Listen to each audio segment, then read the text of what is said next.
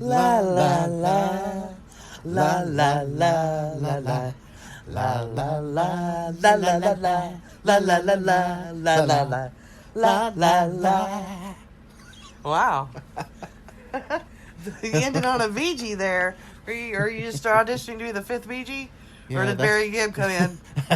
He took over. I channeled him. Okay. All right. So, welcome to Ready, Set, Stream.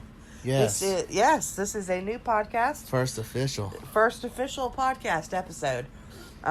This is a new one, and this is my husband, Mark. My name is Shannon. Hello. And what we're doing here is we just love TV. We love binging things. We love streaming things all over whatever platform we can find it on, if it's a good show. So what we thought we would do is a podcast where we kind of binge a TV show with you, doing like an episode a week. And we just kind of talk about each episode and what we like about it, don't like about it, how we think it's working, if we like the show, how it's going. And we're just going to kind of start with one show, and when we finish that, we're going to try to move on to another. We may condense here and there, or even if we're really loving it, we may draw it out, or whatever you guys think. You need to tell us what you like and what kind of format that you really like. Since this is our first podcast, we want to kind of learn what you guys want from us. If you want to contact us to let us know what you do like, what you'd like to see more of, you can use the email address that I've not yet created, but which I am going to create, and let's just call that readysetstream@gmail.com. That is correct. Yes, I'm going to assume that email address is actually in operations for somebody to grab. Hopefully. Yeah, since I'm going to go create it after we video or since you've spoken audio into this. existence. Yeah, since I've spoken it into existence, I'm sure it'll be there, ready for me to create after we finish this podcast episode. So, okay. Yeah. So, should we get into why we started with the Gilmore Girls? Yeah, we are beginning with the Gilmore Girls. Yes. As our first show. Yeah, tell the story. Well, my wife really loves the Gilmore Girls. That I do. And it's constantly on. And she kind of brought me into the fold after about 3 episodes. And I was like, okay, let me check this out. Well, let me preface that by saying I tried 3 episodes. The first one, I was kind of like, okay, yeah, this is interesting. And the second one, when I first watched it, I was like, okay, yeah, even better. And then by the third one, I was actually hooked. And that's when I went to Mark and I said, you have to try to watch this with me. If you don't like it, I won't make you, but you've got to at least give it 3 episodes because that's when it hooked me. Yes, and I always give anything a fair chance. And as I was telling Shannon, I've subjected her to numerous tortures with the things that I enjoy watching. Oh, yeah. Plenty of B-movie things and such as, and well, let's not give them any such ases. Yeah, I better stay away from that topic. Yeah, well, you really don't want to know what he watches and forces me to watch. Unfortunately, all you need to know is that I'm sitting there left looking at the television set, and my eyes are bugging. And I'm like, what the heck did I just spend an hour and a half or 2 hours on? Oh my God! So suffice it to say that she put up with a bunch of low rent things, and I would graciously gave her a chance with the Gilmore Girls. And about 3 or 4 shows in, like her, I found myself enjoying it. So, which is cool because you're a dude. And I think it's interesting because with every character, someone can find something to relate to. I agree with that. I feel. I know, I agree with that completely. You see yourself in everybody. Yes. Well, that brings me to the second reason. Yeah. That we decided to watch this show. Oh yeah, this is important. We have family members that for some odd reason, obstinate they reason, refuse to view the Gilmore Girls, and I don't know why. We have told them, please watch this, you will love it. We take their advice on other shows, and we at least give them a chance. Well, yeah, they'll say, hey, check this show out. We think you'll really like it. We will at least try. But they are flatly refusing to try. So we coined the term hostile streamers. Because that's what they are. They're hostile. they kick against the prigs, you know what I'm saying? They're hostile because anytime we will bring up Gilmore Girls, they will now start to roll their eyes heavenward and act like they're being... cuss word. Yeah, it's like they're being put upon. And it's not like we have not really steered them in the right direction before. We got them watching This Is Us, and they love This Is Us, and they're like, oh my God, This Is Us, so amazing. I think the most we got one member of our family to watch was maybe one episode, if that. I can't verify that. That cannot be verified. Yes. I think that they were actually fibbing. Well, just to get me off the... Yeah, I tried it, yeah. Mm-hmm. At any rate, so if you've experienced similar issues getting someone to stream or watch a certain show, we'd love to hear about those. We would actually also love to hear any advice you might give. Tips and tricks on how to make people watch stuff that you want them to watch when they're being just very hostile. And they will not view things that you suggest. And you know that they're just really missing out. So, yeah, if you have any of those, send them our way into the new email address that I said I was going to create, readysetstream at gmail.com. We will reply back, let you know how that's going. Whether your tips work. We used them and they succeeded or failed. Yep. So, those of you listening who are the hostile viewers or hostile streamers, you know who you are. This is your fault. Yes. So that's why we're doing Gilmore Girls. Yes, and you will watch it by the end of this, hopefully. Yes, absolutely. That is our mission. That is the mission. And we choose to accept that mission. Absolutely. Okay. And resistance is futile. There you go. Okay, so what we're going to do is we're going to start out with the first episode of Gilmore Girls.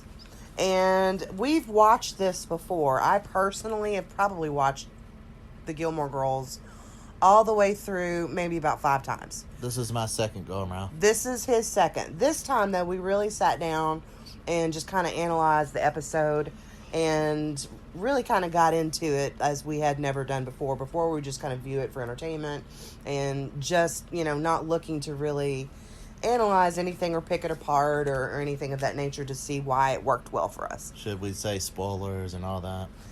There might be some spoilers in here, so we're really hoping that you're watching with us each week as we go from episode to episode.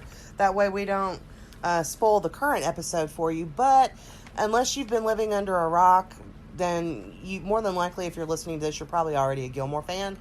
I hope so anyway. So if we do say some spoilers from future episodes, our apologies. We are warning you in advance, though, that we may drop 1 or 2 here and there. There could be anti-Gilmore Girls listening. Absolutely, that could be too. Maybe you sent this to somebody who's a hostile streamer. Absolutely. Yeah, that could be. But, yeah, so we're going to kind of go through it and tell you everything that we're seeing in the episodes. But also, I wanted to mention a third reason why you forgot the third reason. The third reason that we're doing this, too, is because one of the main characters from the show, Luke Danes, the third main character, played by Scott Patterson, just recently started his own podcast called I Am All In with Scott Patterson. And it is such a great podcast. He interviews a guest, and so he's interviewing some of his co-stars. And then after he interviews them, then his production team interviews him, and he is watching his own show for the first time. I like the rapid fire questions. Oh, yeah, love that. And because he's watching this for the first time, we're getting to get his initial reaction to what he thought of the show, because he had never seen it. He's one of those actors that doesn't like to watch themselves, whatever the case may be.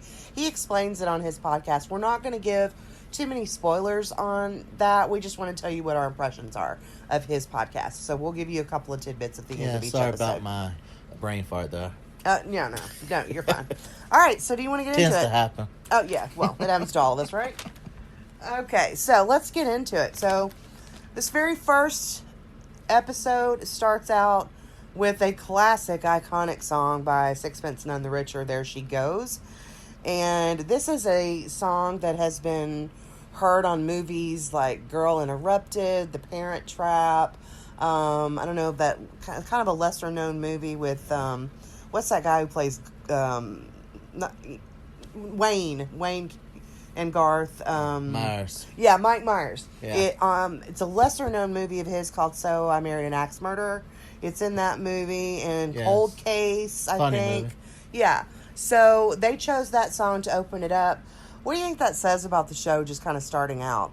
There she goes again. I think that sets the tone. I mean, it's obviously about Lorelai. Oh, yeah. And, The main character, Lorelai. and her daughter, Yes. Rory, and it centers around them. And when I first heard the song, I heard the song before I saw the show, because first time seeing it was a couple years ago.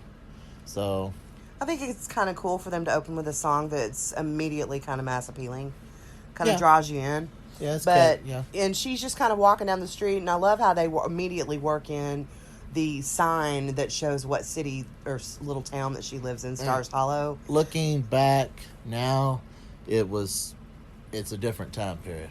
Yes, So I mean this was filmed back in there's the a lot beginning of the 2000s. a lot of culture references, and Oh yeah, that you'd have to know. We grew up during both phases, so you kind of know a lot more than, say, a younger viewer. right. They'd be like, what are they talking about? So we're going to try to reference those a little bit Yeah, as and we go along. that kind of reminds me. It's kind of funny is that when the show first came out, I did not view it back then. You didn't view it back then. No. And there's a whole bunch of We were people. just married at the time. Oh so yeah, absolutely. We had we other were things busy. to think about. Yeah, we were busy. Trying to survive. Well, not just that. We were just kind of having our own little fun. Yeah. But, newlyweds tend to do that. But, no, so at the time, we were not watching the show, but there's a whole crop of fans that were, they were sad that the show ended after 7 seasons. And when Netflix came out, most recently in the last 2 or 3 years, with a revival show of A Year in the Life of Gilmore Girls, it kind of created a whole slew of new fans who had never seen the show before, including us, where we got to watch the entire show, and then we watched the Year in the Life revival, so we didn't have that big long wait in between. Which was nice. Yeah, that was very nice. And we got to just binge everything from start to finish, so, I mean, it was really cool to... Needless to say, Yeah. my wife's all in. I finally relented. I'm all in. Yeah, we're all in. Yeah, we're all in. Shout out to Scott there. Yep, shout out to Scott's podcast. So, Again. at the beginning of the episode, it does pan from the main character walking down the street. It makes sure to show the sign, Stars Hollow, founded in 1779, immediately, so you get the setting and you know that she's in a small town. And it's supposed to be set in Connecticut. And it goes right on into where she goes into the coffee shop, which is one of the main... God. Well, this is one of the main settings of the show. She's either in the coffee house, in the inn, or someplace else soon to be disclosed. She reminds me of Bill Murray and What About Bob. It's like when he's like, give me, I need, give me. She's strung out. She's like a coffee addict. Yeah, so she goes into it's her crack. Yeah, she goes into this show. She goes up to the barista at the diner owner, who is Luke Danes, and he's played by Scott Patterson that we've mentioned before. Oh, and he gives a little cake check there. He's simping hard. Yeah, when she turns around and walks off, he definitely gives his eyeballs kind of give a little flash down to look at her walk away. I'm giving the male perspective here, folks. So. Oh, well, yeah, sure. So she goes up to him and she's like, please, Luke, please. And he's like, how many cups have you had today? And she says, oh, just 5, but yours is so much better. So he's like, there's something wrong with you. What's funny is I'm kind of like Luke, and my wife's kind of like Lorelai. I make a mean cup of coffee. I don't drink coffee, for y'all out there, but she's addicted. Yeah, I love coffee. So well, I wouldn't say I'm addicted. Oh, okay. Uh-huh. But I love coffee. Okay, we'll go with that. Okay, yeah, all right, okay. So we kind of relate right off the bat. Yeah. That was my first impression. Right. And then the creepers started. Oh yeah, there's 2 creeper guys sitting at the counter, and one of them kind of follows her back to the table, and he's trying to hit on her, and he uses a creepy pickup line. Oh, it's trolling like she's hard. taking a drink of her coffee, and he says, "You make that look really good." And I'm thinking to myself, yeah, how do you make drinking a cup of coffee look good? I don't know. That just kind of struck me wrong. First of all, who's going to be trolling a bar like it's a bar when it's a school morning? Right. It's they're a acting morning like time. it's a club setting or something. Yeah. And they're just coming on with these, you know, hey, you know, creepy. It's like a cringeworthy moment. I guess nowadays For him, it is. It wouldn't fly nowadays. It was a different show back then, I guess. Right. But it's really kind of funny though, because he talks about how he's just passing through and traveling, and she refers to that. Here's the first pop culture reference. She's a master of the brush off here. Oh, she is, but she's and you're good at that too. You can tell somebody to screw off with a smile, though. Thank you for it. I've seen it many times. Oh Lord. Well, yeah, that has been said. Yeah. We'll talk about some of those later, I guess. But she makes reference to Jack Quick Kerouac and says, "Oh, you're regular Jack Kerouac," but as it gets going, he basically kind of gets the clue that she's giving him the brush off, and he starts to walk away, and he says, "Well, you know, basically, I'm going to get going." And one of my favorite lines of the episode is, "Oh, so soon?" But it just kind of sets up. He wasn't fazed by the daddy comment. Oh, no, we didn't get to that yet. Oh, he wasn't fazed by that. That's what struck me. I'm like, you know, if she was into it, he'd definitely be down for that action. No, but we're getting ahead of ourselves though. She that is one of my favorite lines. "Oh, so soon?" And she does manage to brush him off, and I just thought immediately, this tells you so much about the character. She's got that kind of understated sarcasm, and she says these lines so deadpan. It was great.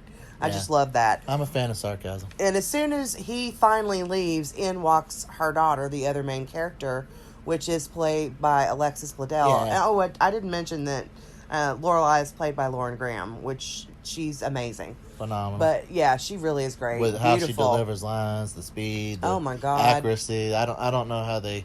I don't prepare for that. I guess they rehearse. It might just be natural for her. Well, you know, I've read her book, Talking as Fast as I Can. And in that book, and if you have not bought this book, you need to buy it. But buy the audiobook because she narrates it. And it's really great getting to hear her do it. Because she is talking very fast and she explains everything about Gilmore Girls and her time there. And she said that, you know, normally a season episode on a regular show will have X amount of lines, and they had like double, sometimes triple the amount of lines in their scripts because they had to say them so fast. And she said it got worse as the seasons progressed, where they had to memorize these big, long dialogues, you know, and kind of deliver them rapid fire. But that is kind of what the show is known for, and what makes it kind of interesting and funny. You know, so... Did we cover that scene? Oh, well, so her daughter, Alexis Bledel, the character's name is Rory, she comes in, asks her mom for lipsticks. Yeah, I love the lipsticks because she starts listing off all of these edible flavored lipsticks. Like, I've got watermelon, I've got grape, I've got... You know, and... You're the expert, I forgot. Yeah. But I'm just remembering what I recall from the scenes. And Rory's like, second pop culture reference... Rory's like, RuPaul doesn't need this much makeup. But it's, I don't know. And then she asked for her Macy Gray CD. Oh, yeah. And I thought that was a neat shout out because later on, Macy Gray's song, I Try, is played in the episode. She's had a few hits, but I don't think I own. It's like one of those artists where I don't think I've owned a CD. It's like I like one or two of their songs. Yeah. But I've heard that song, I Try, in movies. Like, it was in that movie Picture Perfect with Jennifer Aniston and Kevin Bacon. Well, nowadays you just download the songs you like. Right. If you don't, you know, back then I guess you bought the whole CD if you wanted, if it wasn't a single, you know. Right. So about the time they finish talking about makeup, the creeper comes back to the table and tries to hit on her little girl when she gets up to go get coffee for her daughter. That's the daddy thing. And this is a 16-year-old girl. Yeah. And she gets up and goes to get coffee for her daughter Rory, and of course she has another moment with Luke, and it's pretty clear early on there's some chemistry there between her and Luke. Yeah. But we'll get into that a little bit more later. That. Oh yeah, there's definitely the chemistry there. And then when she comes back to the table, the creeper is hitting on her daughter, and she's like, "Excuse me." She's like, "This is my daughter," and he's in. Rory's opening line I have a friend. "Are you my new daddy?" And I just, oh my gosh, every time I hear that line, I laugh. He's like, "I got a friend."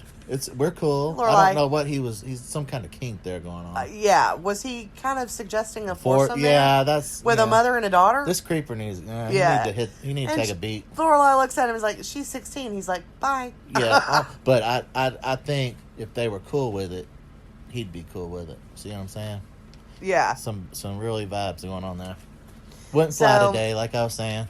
That's kind of the end of the opening sequence, and it just kind of sets the stage really well because you get the dynamic between the mother and daughter immediately, that they kind of play off of each other to get rid of those two guys, and then they also it's a have fluid banter. That's very fluid banter about the makeup. time, so you get that impression. Yes, this is how household life is with them. They're very good with each other, almost like friends over the makeup. You know how you would talk about a CD. Morning scene where they're just that's their regular thing, and then you get the kind of chemistry check with the diner owner Luke, and then it goes into the opening credits music, which is a song called "Where You Lead." And if you want to know, I will follow more about how they got their parts and everything. His podcast. I am all in with Scott Patterson. And I found that very interesting. Yeah, he wasn't even supposed to be. No, it wasn't even supposed to be a regular yeah. character. They were just kind of a couple of characters. We find out. Yeah, we're just. Okay. And what's funny is I can't imagine the show without those characters. Luke's great. Yeah. Oh yeah, absolutely. So we've got the opening song, "Where You Lead, I Will Follow," and I just think that's.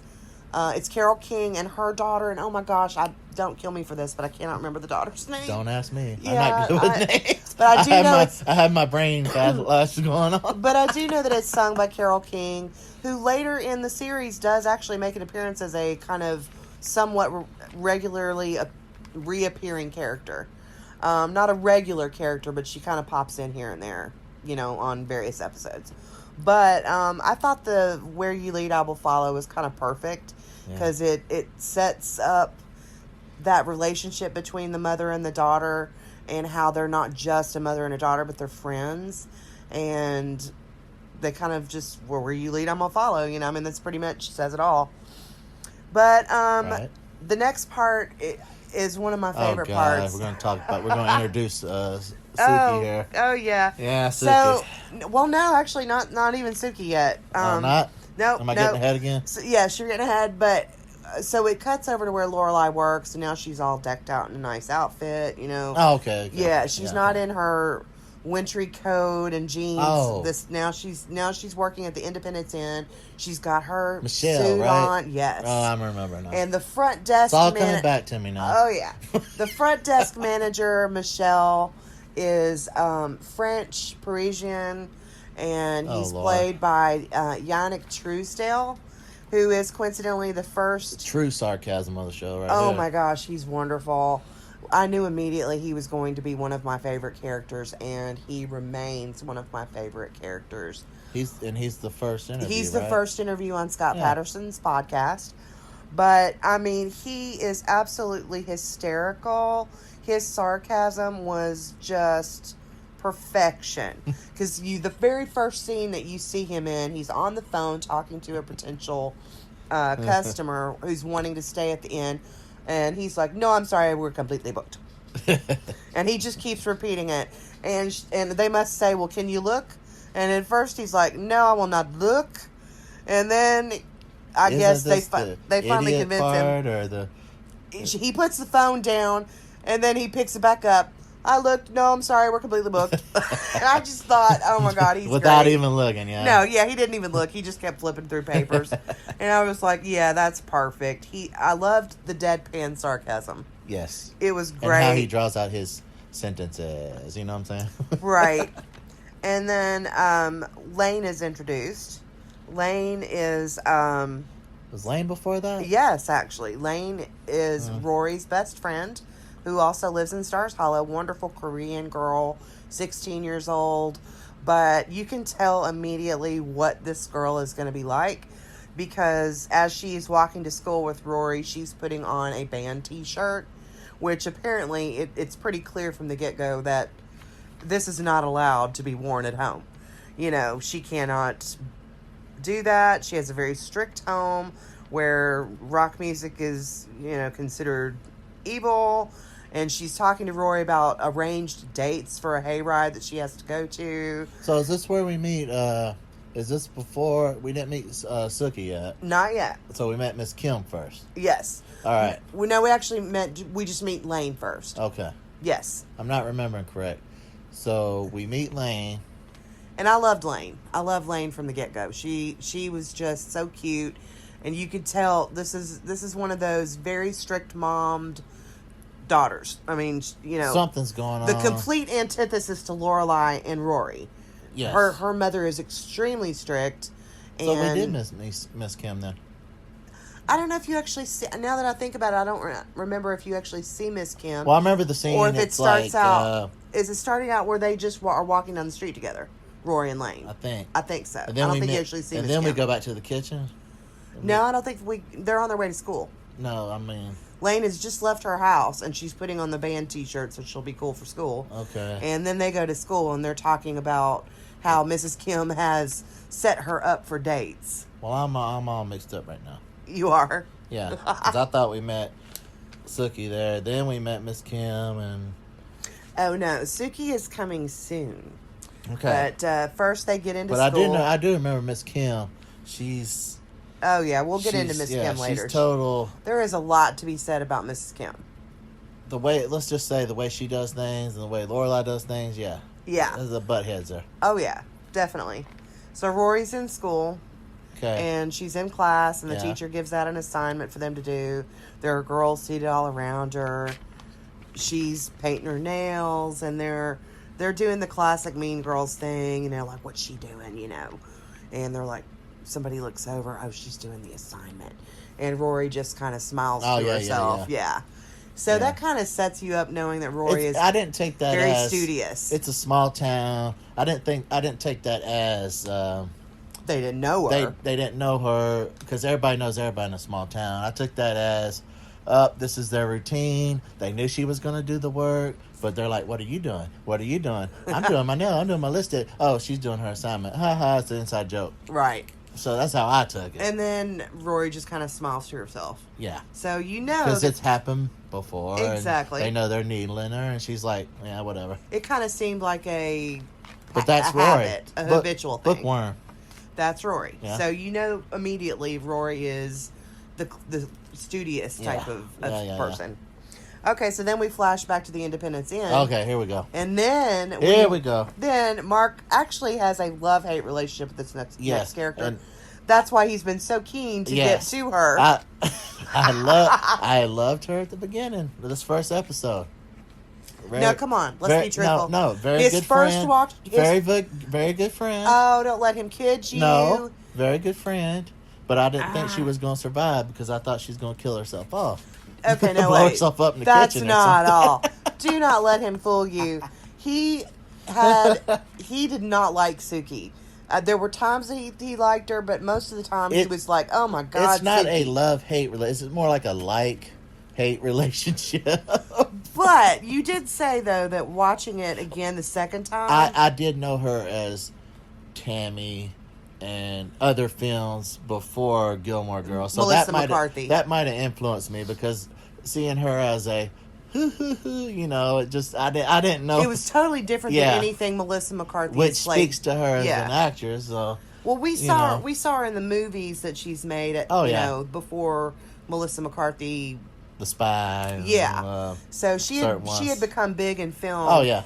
And then here we are going back in time to before she became big in film. Oh, it's Tammy. Yeah, and we're seeing her in a completely different. Oh yeah. Way, you know, because she's a totally different character than anything she's ever played. But she didn't really start rubbing me wrong until I presumed that she didn't have Lorelai's best interests at certain times.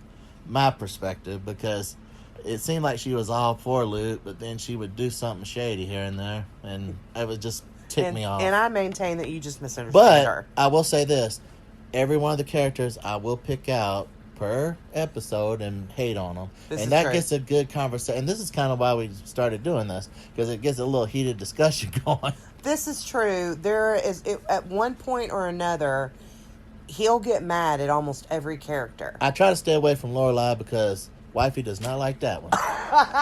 Nope. I'm a diehard Lorelai fan. And a happy wife is a happy life. Let But me just tell you. he will get off on this thing at some point or another during the course of a show. He will get to a point where he cannot stand the character, this character, that character, pretty much all of them. Yeah. At one point or another. I make the rounds, you know. Until they redeem themselves in some way in his eyes. Rotation, yes. Right. So at first, you know, I mean, he went back and forth on Suki, but I think for the most part, he still couldn't stand Suki the first go around. But in this rewatch of the season 1, episode 1, you said she's that a good friend. She came across different to you. Yeah, right? That's why I'm saying she's a good friend in this episode. Anybody would be lucky to have a friend like that. Right. So, but as soon as you meet Suki, from the very first opening scene and shot of Suki, you already get the idea that she's just going to be completely clumsy. She hurt her hand, and then the next scene you see her hand, she almost cuts it off. Yeah, so she whacks her hand on the... it's just right off the bat. And all of her kitchen workers are going around putting, you know, like, trying to towels keep her out of on harm's top. way. Yeah, they're trying to help her. She almost burns her hand. She's about to grab a hot, what do you call it, a pot handle. The handle. And one of the kitchen workers walks by and throws a towel over it just as she grabs it. I mean, it's like clockwork. Stuff out of her way. It's clockwork. Yeah. They're used to having to rescue her, but she still ends up getting hurt. There's no OSHA there. Let's just say that. No, absolutely not. But then Lorelai walks in and reveals that Rory, her daughter, has been accepted to Chilton, which is apparently a very prestigious prep school for kids. So, you know, when... Oh yeah, we forgot about the iron skillet to the face. Isn't that right? Oh, yeah, she does hit somebody. She injures one of her. As soon as Lorelai comes in and distracts her, she hits one of her prep she smacks him with the iron skillet, and then you see him like lungering off in the background, holding his head. That just said that rounds. That's why I was like, I didn't know she was gonna make it. But then Lorelai discusses with Suki the fact that she missed out on so much, and she said this will be great because, you know, Rory's going to get to have everything that that she didn't have. Wasn't there a line in there about her sleeping with the administrator or something? Oh, she's reading the acceptance letter, and she says, "We're happy to welcome you to your daughter to Chilton Academy." And she looks at Suki and says, "I offered to do the principal." I thought about Forrest Gump, where the principal comes out saying, "Your mother sure cares about your education, son," and he's like, Yeah. There were some parallels there. That was really funny. But Lorelai was joking. And then Rory comes in and says, "What'd you do? Sleep with him?" Did you sleep with the principal? Yeah, so that just kind of also shows you how closely linked they think. They talked about it before. I'll sleep with them if I have to. But Rory is she's extremely happy, and she sees Lorelai happy when she comes in, and she says, "You look happy," and Lorelai's just grinning at her, and she's like, "Did you do something slutty?" Yeah, exactly. She knows. She knows her mom. Roy knows. So when Lorelai whips out her outfit for school, and it's this like white shirt with the blue plaid skirt, and she says, "Look," and Rory's like, "I'm gonna be in a Britney Spears video." Yeah. So I mean, there's a nice little pop culture reference there. So we get the master plan. Oh yeah, absolutely. Summary right there. But Rory makes it very clear how excited she is. I mean, she's going around telling everybody. She's calling Lane. She's telling Lane. They're having conversations about how excited she is. Her mom's I'm gonna hem your dress, blah blah blah blah blah. So I mean, it's great. And she'd do anything for her daughter, right? It's awesome. And then of course we get another taste of Michelle before the scene is over, where it kind of goes back out to him, and he does this wonderful line that is one of my favorite lines of this episode, where he says, "People are particularly stupid today. I can't talk to any more of them." And I'm like, okay, yeah, this is my guy. I love Michelle. When they celebrate in Chilton, and yes, there's a fire, and then one of the kitchen workers puts it out with a pot. Yeah, Chilton fire, say. So I think the next scene is where Lorelai's actually on the phone with the school because she's looked at how much money it's going to cost to put her daughter through Chilton. And she's like, that's a lot of money after that 5. Those are a lot of zeros after that 5. And she says, and I haven't had time to do a bank job yet. And Wait, so, I just remember, wasn't that the before that when Michelle was on the, wasn't he's like, I can't talk to idiots, wasn't that? No, that comes after. Oh, that was after. Yeah, this comes after she's already gone home for the day. Okay. So she's left the inn and now she's on the phone with the school. Okay. And so she's... Oh, that's the no money. I got no money from Chilton and... yes. So immediately... Oh, that's you got the conflict set up where... Is that when she was on the phone with the... With the school. Yeah, and she was like... I haven't had a chance to set up a bank job. To pull a bank job yet. And the administrator said something. She's like, what do you think bank job means? And I was like... That's where you actually go and steal money from the bank. I was like, what are they thinking? BJ's handing out here? Well, get your money out of the gutter, people. Wow. Like, I think that's how she looked at the phone like, oh my God. Yeah. But, yeah, so then it's Lorelai and Suki talking, and they're trying to figure out how she's going to pay for it. And Suki's like, well, I think there's really only one option that you have. And she says, no, I am not going to go there. And it makes it pretty clear that there's something there that she doesn't want to have to do or face or whatever. She's going to figure it out, to figure out a way to get her daughter through school, but she is not going to do whatever that is. And it's not revealed yet in that particular scene with Suki as they talk about it. But I don't know. It is kind of funny. She keeps kind of cutting Suki off. Doesn't she mention...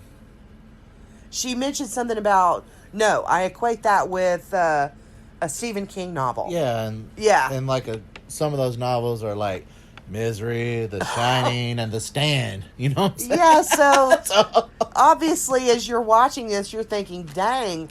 That must be hell on earth. Whatever this option is, it must be pretty bad. But she would do anything for Rory, so let's see how that works out, Right?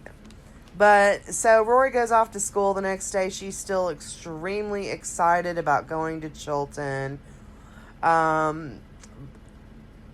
She's excited about getting her skirt hemmed, all that. So it makes it very clear that she's very excited. Yeah. And then the next thing you see is Lorelai sitting on the bumper of her Jeep. And she's kind of parked on the road outside of this big gate.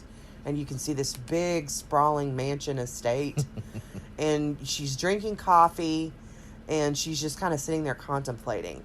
So you can tell that... She's at the precipice of hell. she's contemplating her doom next... and gloom. And yeah.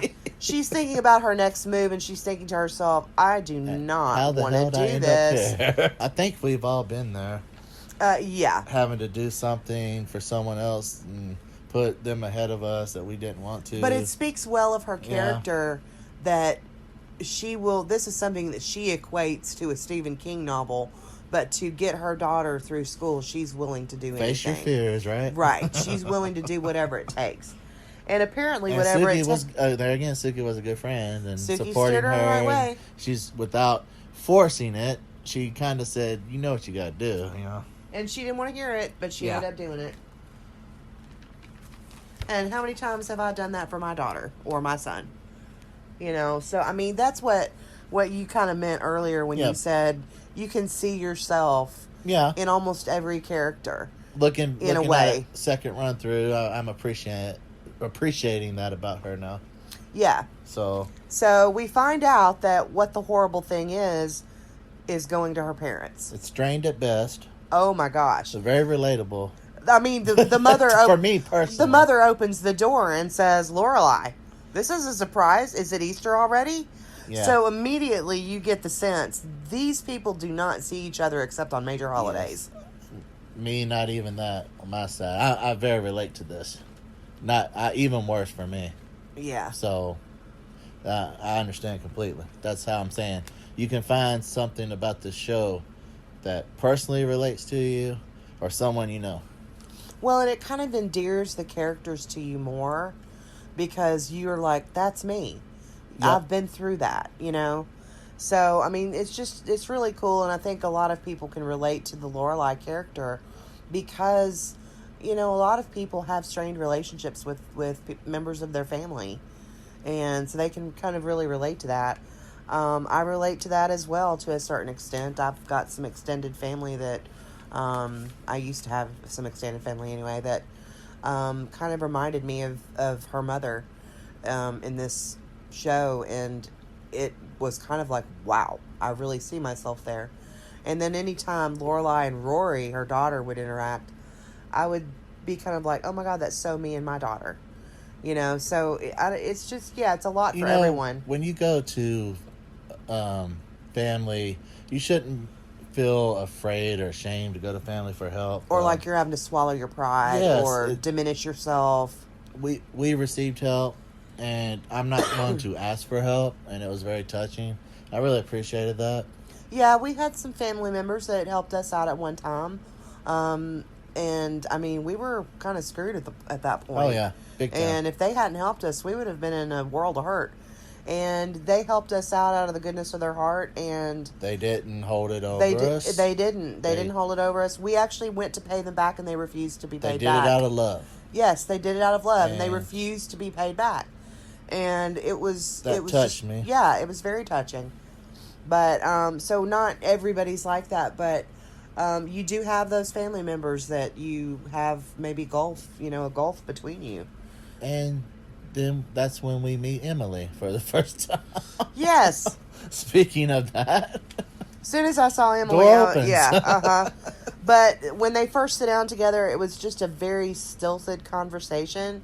It makes it clear that these are two people that just don't talk.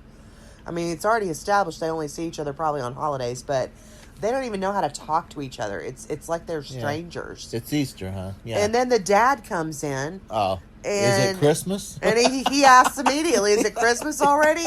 So that just reinforces... Only holidays. Yeah, it reinforces the belief, that they only see each other at holidays. Strained relationship. Very strained relationship. And you're like, it starts giving you questions in your head like, what the heck happened to this family? Immediately you start to think things like that. And the dad instantly asks, you need money. Oh, God. And he says it like 3 times in a row. You need money. He says it so smugly. Yeah. You're here for money. And then you need money. And then she's like, just hear me. It's for Roy. So you need money. Yeah. It's like he didn't even hear it. Yeah. And you can tell after he says this 3 times, when she finally admits that she needs money, the look on her face, you could almost see her swallowing pride down like it was a drink of water. I mean, just her whole demeanor changes. Emily's over there plotting, hatching her little scheme for leverage so she can get something out of it. She's got this look on her face that's so scheming and manipulative. I mean, if somebody could bear a look of manipulation, it would be Emily in that moment. I mean, you can see it all over her face. What's the movie you can't stand? There's quite a few of those. Well, for me, one I subjected you to, Battlefield Earth. Leverage, right, brain? Yes, oh my gosh. How many times have I had to listen to that line over the years? Love it. Ever since you While saw you were that still movie. learning to spell your name, I was watching that movie. Oh my God. No, you always miss out on that. That's why you spell your name. Spell your name. Yeah, okay. Okay, let's get back to it. If you've not seen that movie, I don't recommend it, but he probably would. Oh, yeah. Mark would 5 recommend stars it. for oh my low gosh. rating scale. Oh my God. So anyway, she explains that she's only doing John this. Travolta at his best. Oh my Lord, yeah. So Lorelai, she explains that she's only doing this for Rory, but the look on her face when she accepts it just says it all. She's dropping the last vestiges of her pride, and she just has this deflated look on her face. Oh yeah. It's just evident, her spirit is just kind of deflating, and she just looks defeated. And so we get to the she immediately says strings. Right. And she says it immediately, it's not me, it's for Rory. And they acknowledge that of course, you never asked for favors. So I'm thinking, well, why would that be a bad thing? Why would Emily, her mother, react badly to the fact that she never asked for favors? She's making it sound like that's a bad thing. Yeah. But immediately goes into, yeah, oh, well, you're going to have to call me. there are You're going to going be to come to dinner. There's going to be conditions. Okay, we'll give you the money, but there will be conditions. We want a Friday night dinner every Friday, And what and like and once a week phone and call. I'm sitting there thinking like Friday night's like a date night for teenagers, and Well, not just that, the most inconvenient night you could pick. Well, probably. yeah, but not just that. You're committing yourself to every single Friday night. I mean, that's fertility. That's a lot. Eternity. I don't see any member of my family every single week. Yes. I mean, and the phone call on top of that. She's like, yeah, and I want a weekly phone call, and I'm thinking to myself, yeah, okay, well, we'll look forward to that, fucker. That must be a real treat for her. So, like, it's kind of like a bonus. And in case you missed that reference, I was actually talking about the movie Meet the Parents, but yeah, and that's actually one of my favorite movies. But Robert De Niro saying, "Well, we'll look forward to that, Greg." Yeah, you already know. But so after they've given their conditions, and Lorelai very defeatedly agrees to them, she looks up to the left, up on the wall, and there's a picture of a young Lorelai herself. I want to give and her kudos parents, to the writers and the filmmakers for doing this the way they did. You know the names. Oh yeah, Amy Sherman Palladino and her husband Dan Palladino. They were the they were the makers. That's what you're here for. Oh, thank you. Is that all I'm here for? Okay. It helps. It really helps. But they're the ones. They were the creators of the show, and they wrote most all of the episodes. It perfectly captured. Oh my gosh, that picture was without perfect. words. Oh yeah, it panned up. You could see Lorelai looks up at it. It's perfect. Yeah, he was like stoic. Richard, Emily was delighted with herself, and Lorelai was miserable. A young Lorelai, maybe about 12, 13 and years old. And then it pans back to her growing up, and she's miserable still. Right. Dealing with him. But it kind of encapsulates their relationship, but also the scene that she just had to endure. She was forcing the smile, but it turned. Yeah, so that was very smart filming the way that they did that. But, so next I think the very next scene is Rory is in school, and she's packing up her locker because it's her last day at her regular high school, and she is still talking to Lane excitedly about the fact that she's going to Chilton. Lane goes off to do Lane things, and then as Rory is walking out with her box, she bumps into someone, and it is a boy. And the mysterious Dean. The mysterious Dean. And immediately, I mean, he makes a Rosemary's Baby. She makes a Rosemary's Baby reference that he gets, and surprisingly he's actually seen that movie, right? Yeah. And she's got this look on her face like, oh my gosh, he gets me. Yeah, so you can tell that she's kind of enthralled by him a little, and they start walking together, and she's kind of nervously rambling, and I don't know. He was straightforward. He shot his shot. First impression of Dean, he mentions needing to get a job. She tells him where to go to check. They're walking out together and kind of walking down the street. And now this gave me some stalker vibes right here. Yeah, my first impression of Dean, I think we both talked about the fact that he kind of came across. We were a little impressed by the fact that he needs a job. Yeah, he's confident. He's responsible. Yeah. He's confident. He kind of went after Rory. He's the new guy. Of course, he's interested. So he comes off a little mysterious. She really didn't notice him, really, but then he makes this comment. I mean, he's straightforward and everything, and it's interesting, but I kind of immediately wondered, why would a guy like him be interested in a girl like Rory? Because they're completely polar opposites, Well, first he says, and then he makes the comment that he had been watching her. She's hot.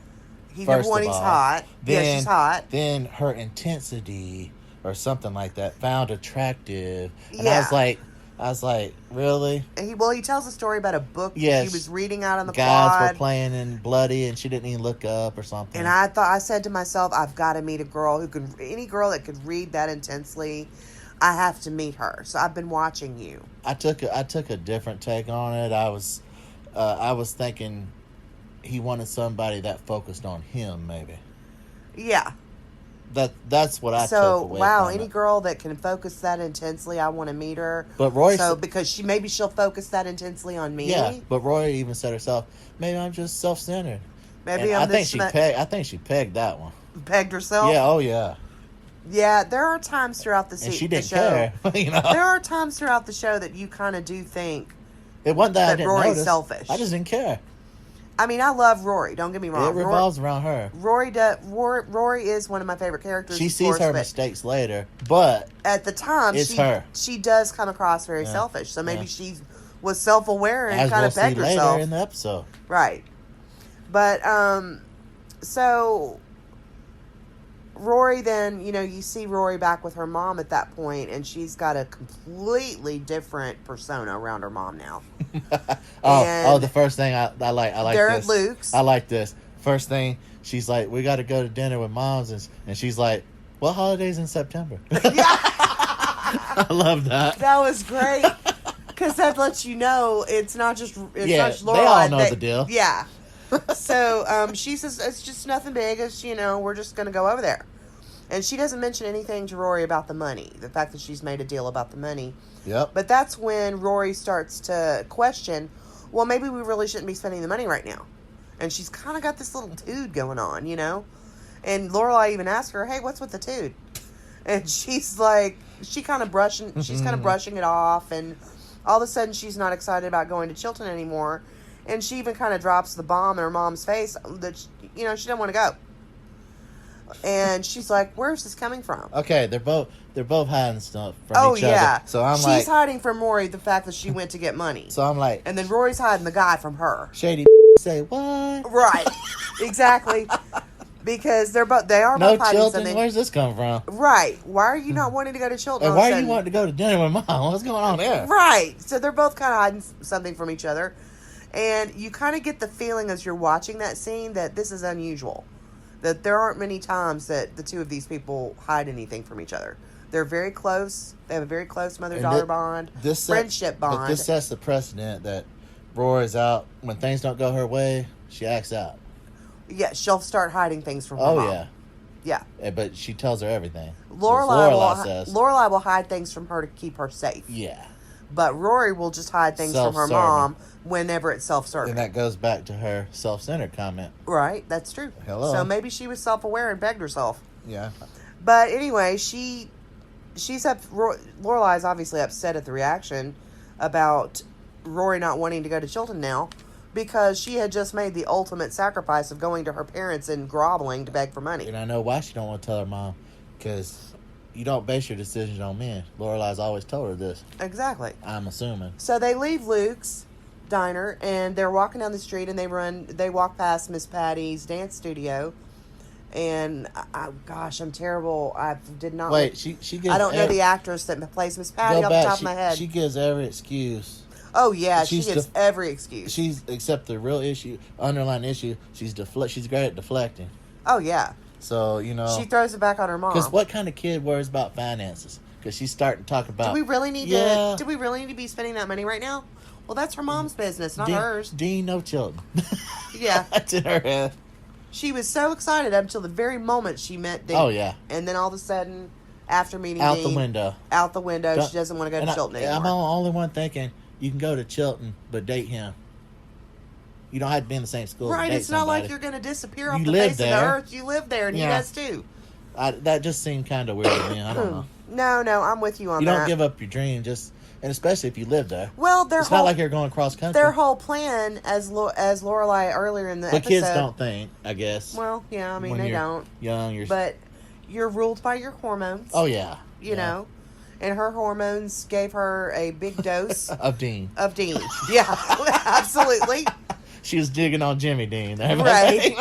But even early on in the episode, when Lorelai is first talking to Suki about the fact that her daughter got into Chilton, she says she's finally going to be able to do the things that I never got to do. She's going to be able to graduate. She's going to be able to go to a Harvard, this wonderful university what I didn't get to have. That I didn't get to do, that she's been dreaming about since she was 3 years old. But that's what all parents want for their children. Sure. They want the best. They want more than they ever have. They want anything that they didn't get to have. That's what I wanted for my kids. Yeah. But, so they're walking down the street now, and they run into Miss Patty. And Miss Patty says, "Oh, I talked to your young male friend, and I Preach. told him, and I told him where he could find a job." That's my girl, Miss Patty. She knows all the dirt. She knows all the dirt, and she tells all. Yes.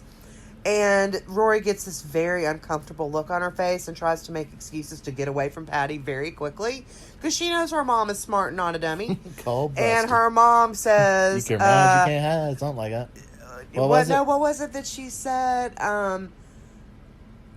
Lorelai's face kind of reflects a aha. Now we're getting down to it. Rory's face looks like, oh crap. And then she says to her, "You'll have to turn into Flojo to get away from me," because Rory's trying to walk away really fast. Love it. Yeah, that was great. You can run, but you can't hide. Yeah. So they get home, and she says, "I get it. This is all about a boy." Didn't they go by the hayride? Oh, they're walking home, and they see Lane miserable at the end of the hayride. What do you call that thing? Flatbed. Yeah. Is it flatbed? Well, hayride. Hayride. And on either side of her are these two Korean boys around her age, and she looks absolutely miserable. And they're miserable. And the shout out to King George Strait here, one of my faves. Oh yeah. The Heartland song, and it's it's a cheerful song. It's all yeah. peppy, and they're all miserable. Love it. Yeah, it's a cheerful song playing in everybody's face. They all look Sorry, like sourpusses. I just love stuff like that. No, I think it was funny. But they get home, and she's like, "I get it. So this was all about a boy. I should have guessed because I forgot. You're me." And I thought, oh, that's great. Your daughter is you. And that's always how I feel about my daughter. Anytime I ever saw her make a mistake. You got to learn the hard way. I know. I hate that. I thought to myself when I would see my daughter making some of the same mistakes that I made, and I was thinking to myself, could you just not make the same mistakes as me? And I'm like, what do they have, a checklist with all of your mistakes? And they're just like, okay, I did that mom did wrong. I did this one that mom did wrong. It reminds me of later in one of the... And my son was the same way. Far Out episodes, she's talking about touching the stove, the devil's hands, But she's like... She said I used to tell her it was the devil's hands. Yeah, I remember that stuck out. That stood out to me. But it's like... You do whatever you can do to get them to not... It's like... To learn the lesson fast. Like, if you're wise, you'll listen to me. If you make the mistake, don't do it again. But if you keep going back, I can't help you. There's nothing to be done. Right. But Lorelai continues to say things that make it clear that she feels that she ruined her life over a boy. Oh, I loved Lorelai's line there. If you're gonna... Does he have a motorcycle? Yeah, if he doesn't have a motorcycle, if you're gonna throw your life away, he better have a motorcycle. Yeah, that's what it was. That was great. But then... she plays the mom card. She tries to talk to Rory. Yeah. And she says, all right, Rory, talk to me. And Rory will have none of it. Rory's like shutting her down, which you get the feeling immediately that this has never happened, And she's like, we've always had a democracy in this house. None of us we didn't do anything unless we both agreed. And I mean, I know some people will say, well, what kind of parenting is that? But if you can have your child's agreement, and get your child to agree with you, then why not try that? If you can get their agreement, so much the better, because then they'll feel like it was their idea, they agreed to it, and they'll be more likely to do it that way. If you try to just kind of order them around, and please, parents out there that are listening to me, if you parent differently, that's your thing, and you can have that. This is just my opinion. But if you can at any time get your child to agree to what you want, I think it often works out better than if you just dictate. So if you can talk it through with them, I mean, I did that with my son and daughter, and it didn't always work, but sometimes it did, and when it did, it was smoother sailing. But, she was like, I'm not going to go to Chilton, and she's like, all right, look, we've always been in agreement before, but now I'm going to have to play the mom card. And she said, you're going to Chilton. And Rory's like, we'll see. And Lorelai's like, yep, we will. And she leaves and slams the door. And Rory immediately turns on the radio, and it's Macy Gray's song, I Try. Same song. And then Lorelai's upstairs in her room and turns on the radio, and it's Macy Gray, I Try. So they're just like two peas in a pod. I mean, it's really kind of cool. But, I don't know. the next day, Rory's still kind of treating her like crap, and she's like, "Are you going to give me the mommy dearest treatment forever?" Oh yeah, that Suki, didn't she blow up a stove or something? I think Suki blows something up. She's always blowing something up. It's just like their relationship blew up. It's like metaphorically, and they never fight. Is what the conversation was. We never fight. And Rory, she's like, she has it so bad, and that's why I was like, yeah, the whole no more Warco hangers thing. Yeah. But I mean, everything that it's not that bad, kid. You know what I'm saying? Right. when you're a teenager, it's the end of the world. Everything's the end of the world. If you don't get your way, it's the end of the world. Yeah, oh yeah. But you got the feeling through 3/4 of the episode up to this point that she and her mom, Lorelai, are not just a mother and a daughter. They are also best friends. So they haven't had big clashes like this before. That's just the feeling that you get. So this is new and different, and it's a challenge to their relationship that they're now going to have to weather, So I thought that was kind of interesting. First hiccup, and granted, that is chink in their chain. 16 years old, that's when it's expected to happen. Sure. First love. So then we go on to first dinner. So this is the very first Friday night dinner. Oh my gosh! Oh hell, it's the dinner from hell. Oh my gosh! So immediately, they're standing out there freezing. Yeah. And Rory, I don't get this Matchbox. I get the Matchbox girl. The little match girl. Yeah, the little match girl. I get that. Rory makes a reference like, "Are we going to just stand here inventing the little match girl?" Why do you think she said that reference? I thought Lorelai should have said that, but that was just me. I don't know. I mean, it could have went both ways. Did she mean, are we just going to stand out here and freeze to death? Because isn't the little match girl a story about a girl that would light matches to try to warm other people, and she ended up freezing to death? Yes, and her grandmother took her to heaven. Yes. But they found her dead the next morning. Right. And I'm like, somehow that didn't make the Christmas cut. Like a Christmas carol. I don't hear that every year. It's not an uplifting tale to tell, So I wasn't quite... Maybe that's what she meant. I don't know. They're like, she'd rather be dead than to be standing there with her. I don't know. Yeah, what do you guys think? That one kind of baffled me. Let us know. Yeah, write in. If you kind of get that reference and you understand why they said that, feel free to email us. That's how I took it. At our new email that I have yet to create, which I'll create tonight, which is readysetstream@gmail.com. Hopefully, if it's not taken. And Lorelai looks at her and says, "Look, let's just go in. Let's get this dinner over with. You can pull a Menendez on the way home." So dinner's first, kill later. Right. Okay. Right. I love the Menendez reference, but yeah, it was probably a little bit in poor taste. But then Emily opens the door. Look that up, kids, for y'all that don't know. Yeah, anybody that doesn't know what the Menendez reference is. I don't want to talk about that. Yeah, let's keep it light. But anyway, so Emily welcomes them in, passes out drinks. Everybody's there. Richard, Emily, Lorelai, and Rory. And Emily the says... underhanded slaps about... immediate. Oh, it's so... what does she say? It's not every day that I have my girls here on a day the banks are open. And I'm thinking... rubbing it in your face at every turn. Here we go. Yeah. So I was like, okay, that's interesting. So they have their dinner, and immediately the dad... Emily asks her about her business and says something to Richard about how Lorelai manages an inn now. And immediately, yes. Richard said, "Speaking of success, did you hear about Christopher?" Oh God! And Lorelai's like, "Why is that a speaking of?" And he immediately starts talking about Rory's father, who's apparently named Christopher, which we haven't met yet. And she is immediately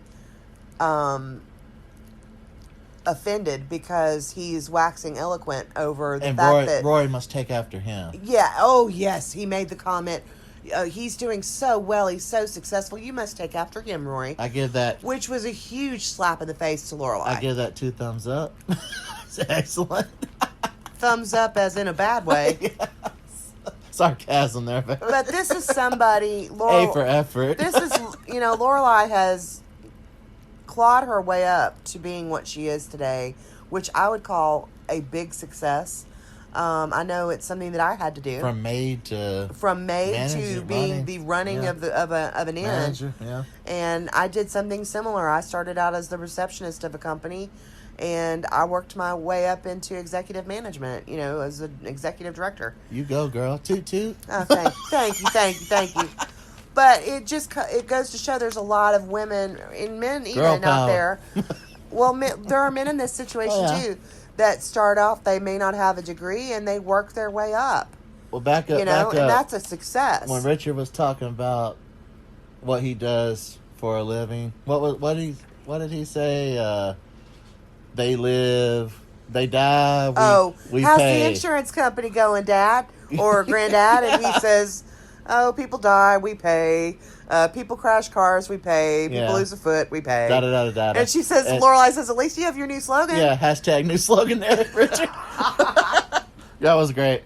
I love that. That was gold.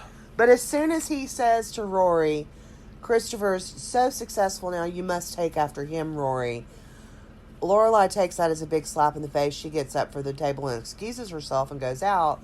And Rory's about to follow her, but instead Emily does. Oh, yeah. And Emily goes into the kitchen where she has gone to, and where they think that Rory can't hear. Right, but Rory can actually hear every word. Immediately, she's like, I equate that. Are you going to take everything we say wrong? Yeah, why are you being so dramatic? And I'm like, so being real is being dramatic. I hate when people do that. Yeah, I do too. You get real with somebody, and they're like, oh, you're just being drama queen or something.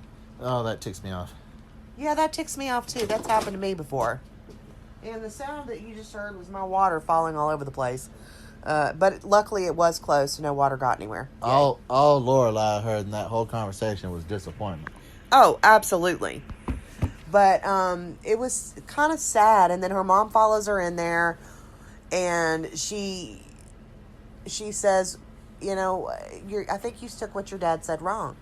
And she's like, well, how else am I supposed to take it? And I agree with that. How else was she supposed to take it? That's exactly how I would have taken it. Oh, and they're talking about, you accepted this. At least you have your pride. And I'm like, she didn't accept it for her. She accepted it for Rory. But then the mom starts jumping down her throat and saying, you took that girl away from us, and you cut us off entirely. And she said, if you had just married Christopher, when you get pregnant, you get married. So then the story comes out. She was 16, got pregnant with Rory. Yeah. And she didn't do the right thing. In their eyes, she did not do the right thing and marry mark. Christopher. And she says, you all had such bright futures. And she said, and by not getting married, we got to keep those bright futures. Oh, yeah. And, I mean, I'm not advocating either way, but there's something to be said for that kind of mindset because, A, Lorelai was miserable. She did not want to stay there. She was being smothered in that household. And B, she did get to keep a future where she got to be her own person and figure out who she wanted to be outside of the grandeur of her family's home. And Christopher got to go on to do other things too. That life just wasn't for her. That life wasn't for her. It's not what she wanted. And instead, she chose a different path. She paved her own way. They didn't let her. They didn't want to let her. No. So she had to go. And then that's when it comes out. You're not too proud to come and ask for money I wasn't too proud to come and ask you for money for my daughter's schooling. And then it immediately pans to Rory, and her head whips around, and she realizes exactly what's happened now. But her mom, credit to Rory, when she knew the whole facts. Yes, they always keep things from this show, which leads to a lot of the misunderstandings. But that is to Rory's credit. As soon as she heard that, when they left, she completely changed her tune. And that's a pattern too. That is a pattern for Rory throughout the show. And she'll admit it. She will admit it. She's good at that. And turn around. She may sometimes be selfish, make the wrong choices, pull away from her mom when she knows she's doing something her mom wouldn't agree with. But later, she does always come back and say, and correct the mistake and say, I was wrong.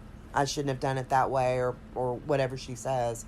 So she decides, yes, I'm going to go to Chilton. But at that same time, it pans to Richard, and he's peacefully slumbering in his chair. Oh, yeah. As this is going on. Yeah, they're fighting. He did his damage, and then he took a nap. Emily and Lorelai are fighting in the kitchen. Rory's listening and hanging on every word, and Richard's over in his chair with his head thrown back asleep Mouth at the table. wide open. Mouth wide open and catching snoring. flies. Yeah. I did my damage. I'm just going to take a nap here. So that's his. He's like the. Yeah. He wants to get the drama going. I stirred the pot. I'm going to sit upon here and just take a nap. Yeah. But then they leave and they go to Luke's, I love the fact that it kind of comes full circle. The show opens. The pilot opens with Luke's diner and ends with Luke's diner. Let me just say this: Luke cleans up well. No cap. Yes, Game he strong. did. Lorelai is sitting at a table with Rory after they had just come in from having been at Friday night dinner, and Luke comes over to their table. He's wearing a nice Oxford shirt, with his jeans. He's not wearing a cap. He's all shaven and clean and everything. He's not wearing a cap. And when she looks up at him, she says, "You look really nice." And there's that chemistry again. Oh, you see it immediately. That comment about... Oh, no. Wait. He says, "You look really nice, too." And she says, "I had a flagellation to go to." Wait. Before that, I love that. I wanted to go back for a minute and talk about when they were leaving, she said she felt small. And, yes. And I felt that was... good catch. That to me, that was just her feeling demoralized and put in her place. She said, "I feel shorter. Do I look shorter?" Or something like that. That's how I took it. She felt small. She felt diminished. Yes, beat down. Which, that was a sad comment to me.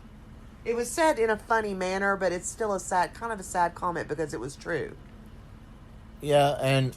Oh yeah, what did she say? They were talking about the flagellants for those. Yeah, Luke. She tells Luke that he looks really nice, and she says it in such a way that like there's stars in her eyes as she's looking at him. So you can tell that chemistry is really there. And he gives her a grin, and he says, "I had to go to the bank," and he said, "You look really nice too." And there's this flirty moment between them, and she breaks it with this funny remark. "I had a flagellation to go to." So, for those of you who don't know, oh God, the flagellants movement, not talking about passing gas here. Yeah, not flatulence. Yes, we're not talking flatulence. We're talking flagellants. Movement was a medieval religious sect that practitioners demonstrated their fervor and sought atonement of their sins by vigorously whipping themselves with various instruments while chanting. End of history lesson there. If you've ever seen Game of Thrones, you've seen this. I can't remember what season it was, but there is a group of people who do it in what's the name of the major city? Is it Heart's Landing in Game of Thrones? So. I think so. I'm sure there will be tons of people who will correct us if we're wrong. Well, it's like the Hunger Games, for those of you who don't know. Right.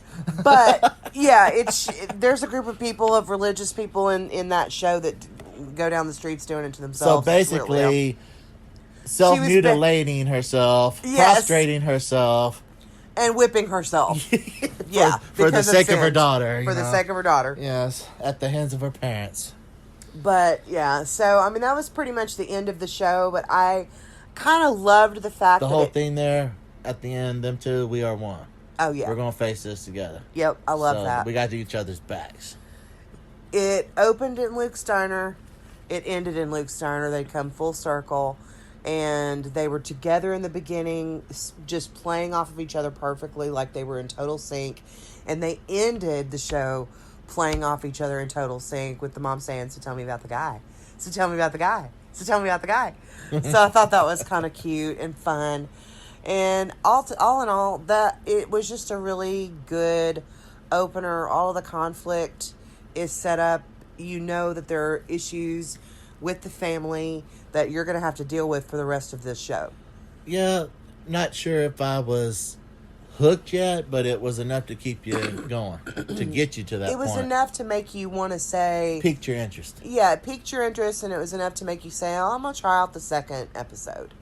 And see, and that's why we always kind of tell people, give it 2 or 3 episodes, 3 preferably, because then you'll be more hooked. Which, if there's people that refuse to do it, any the hostile streamers out there, we're talking to you. Yes. And if you know of any, sick them. Yeah, absolutely. But, I don't know, it's just a really good show. I liked the opener. Now, Scott Patterson. Yes, let's talk about that. Let's talk about his podcast for a second. Very briefly. Very informative. If you want to know about, he interviews each cast member he's going to, and he starts out with Michelle. What's the actor's name? Oh, Yannick Truesdale. Love him. Thank you. He does start off with Yannick Truesdale, and Yannick is funny. He really is. And we're not going to give anything away. We want you to listen to it. We might talk about it during our next touch on it a little bit, what we liked about it. But, well, I think the things that stood out to the podcast for me on Scott Patterson's I Am All In first episode of his podcast is the interview with Yannick is very good because he talks about how he got the part as Michelle, what Yannick's favorite moments were, what he's up to now. So you got to find out, and who he's still in contact with, which was great. I will say this, because you often wonder when they leave a show, do they keep in touch, and you get to find that out. Yeah. And I will say this, they all want more Gilmore, and we want more Gilmore. Yes, they were both saying that they wanted more. We're all in agreement. But then on the second half of the podcast, there are people on his show that interview Scott, and they ask him how he got the job. And his answer and his explanation of how he got his job as Luke Dane's character was fascinating to me. So, I mean... Fascinating.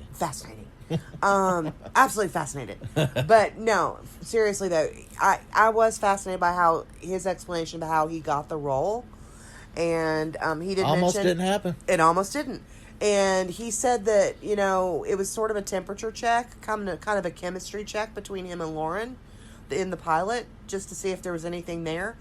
If he wasn't happily it was there. Let me tell you, it was there. Yeah. But there might be something there. Oh, absolutely. He did have a crush on her. I will say that. And then he ends it off by doing a very short little interview with Macy Gray about her song I Try, which was featured in the episode. So definitely go and check out I Am All In with Scott Patterson. You can find it pretty much on any place that has your podcasts. We found it on Apple Podcasts. Hopefully it's through iHeartRadio. Hopefully it's near where they post ours. So yes, absolutely. So that way people that that'd listen be great. Yeah, we'll send people to him and hopefully ain't too people proud will find to beg. us. We're shameless. Absolutely. Okay, so favorite moment out of this episode for you? Oh, well, if I had to, I think mine's more of the whole dynamic of the mother-daughter, the bond. I can't pick one certain scene. I did like the motorcycle, don't give up on the guy, Right. But it's really hard because you're just hard. getting to know them. Yeah. And for this first episode, it was hard to figure out the favorite I think scene. it was those three, the favorite opening scene. And the middle fight and the end. Yeah. For me, as one. I really loved the opening scene because you could see that chemistry between Luke and Lorelai immediately. And I thought, and I love romance, so I immediately was like, oh, yes, there's going to be a cool romance in here, and these two are going to be great together. I mean, you could just sense it. You could see that coming. You could see it coming, but the other favorites you never know. Other favorites for me were the comedic, the Suki and Michelle. Oh, yeah. It's just, I can see great things coming from that. What was your favorite line? Oh, God. The, I can't talk to idiots today. I can't talk to any... People are idiots today or something like that. I can't talk to any more of them. I can't talk to any, yes. That was delivered by Yannick Truesdale as Michelle. Followed up by the motorcycle. Yeah, he says some of the funniest lines on this show. I mean, he literally has me rolling in the floor. He's so funny.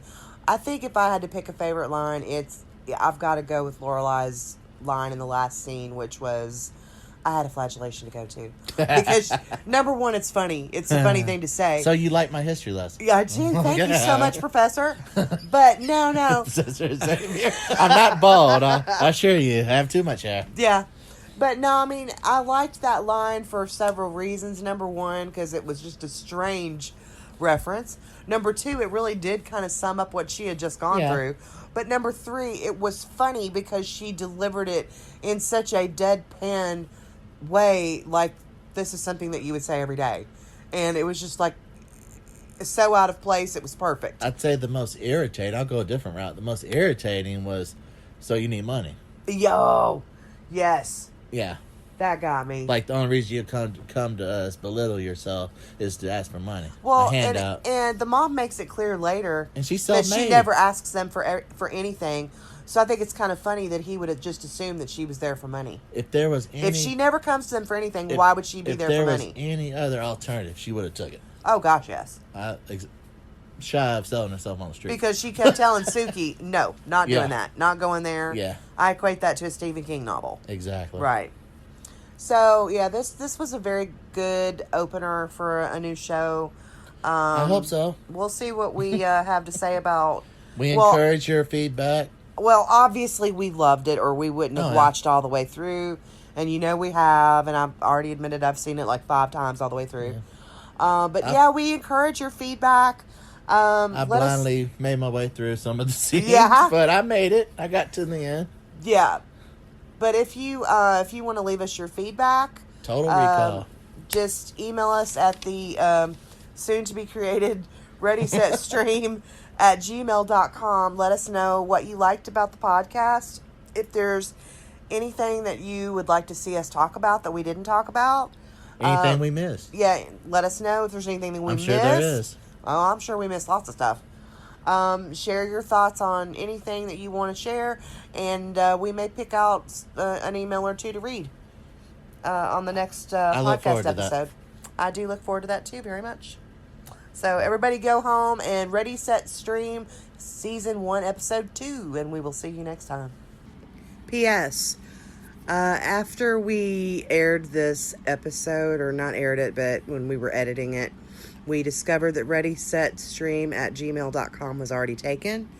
So we created Ready, Set, Stream Podcast at gmail.com.